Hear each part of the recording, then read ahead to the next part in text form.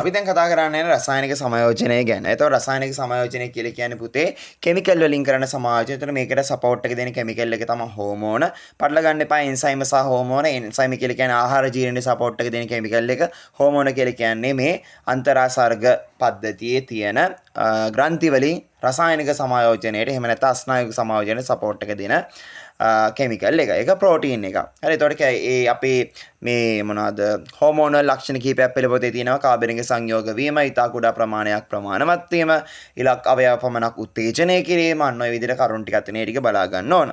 සහ එතකොට අපි මේ ග්‍රන්ථි පිහිටන තැන් කතා කරන් ඉදී මොලේ තියෙනවා පිටියුටරිය, ඊට පස්සේ උගුර ආශ්‍රිතව තියෙනවා අපේ තයිරොයිඩ් ග්‍රන්ථිය, ඊට පස්සේ වක්ගඩු වලට ඉහළින් පිටලා තියෙනවා අධිවෘක්ක ග්‍රන්ථි, ඊට පස්සේ ග්‍රහණයේ පිටලා තියෙනවා අග්න්‍යාශය, ඊට පස්සේ ප්‍රජනනේන්ද්‍රිය ආශ්‍රිතව පිහිටලා තියෙනවා ඒ අදාළ ග්‍රන්ථින්. දැන් මේ එකින් එකට පුතේ ඔයාලා දැනන් ඉන්න ඕන මොන කාර්යයන්ද සිද්ධ වෙන්නේ කියලා.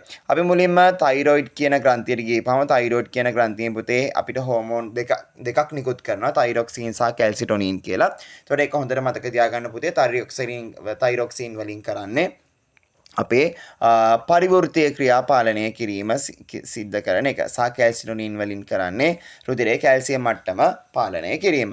ඊට පස්සේ අපි පැන්නාම අග්න්‍යාශයට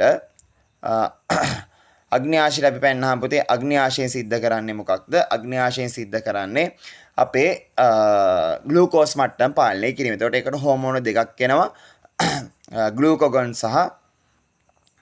ග්ලූකගොන් සහ ඉන්සියුලින් කියලා. හරි. ග්ලූකගොන් වලින් කරන්නේ මොකද්ද පුතේ? වැඩිපුර තියෙන අපේ රුධිරයේ ග්ලූකෝස් මට්ටම අඩු වුණාම එතකොට අපේ තියෙන ග්ලූකෝස් ග්ලයිකෝජන් බවට පත් කිරීම ග්ලූකගොන් වලින් කරන්නේ. ඉන්සියුලින් කියන්නේ සීනි වැඩි වුණාම ග්ලූකෝස් ග්ලයිකෝජන් කියලා විදිහට තැම්පත් කරන එක. ඊට පස්සේ අධිවෘක්ක ග්‍රන්ථි තියෙනවා වෘක්ක වලට උඩින්.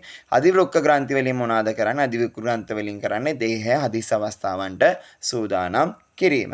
ඊට පස්සේ අපේ පිරිමි ළමයින් ගෙනන් තියෙනවා පුතේ නිකුත් වෙන හෝමෝනය ටෙස්ටොස්ටෙරෝන් නිපද වෙලා යනවා. එතකොට ඒකේ යාලට තියෙන කාර්යය ද්විතීයික ලිංගික ලක්ෂණ පවත්වා ගැනීම සහ ශුක්‍රාණු ජනනය කිරීම. හැබැයි ගැහැණු ළමයිගේ දෙකක් එනවා.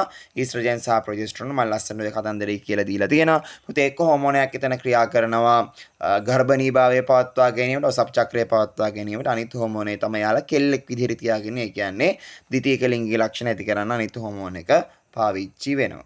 එතකොට පිටියුටරිය මට අමතක වුණා. පිටියුටරියෙන් නිකුත් වෙන වර්ධක හෝමෝනේ 9 කියන විදිහට වර්ධක හෝමෝනේ සිද්ධ කරන්නේ දේහයේ පටකවල වර්ධනය පාලනය කිරීම. එතකොට මේ හෝමෝන් බැලන්ස් වුණාම වර්ධනයෙන් පොඩ්ඩක් අවුල් යනවා. ඒතකොට ඔය තමයි රසායනික සංයෝජන කියන එක. මම මොකුත් අඳින්න කරන්න දෙයක් නැහැ. ඒ කියන දේ හොඳට අහපව රිවයින්ඩ් කර මතක් කරගන්න.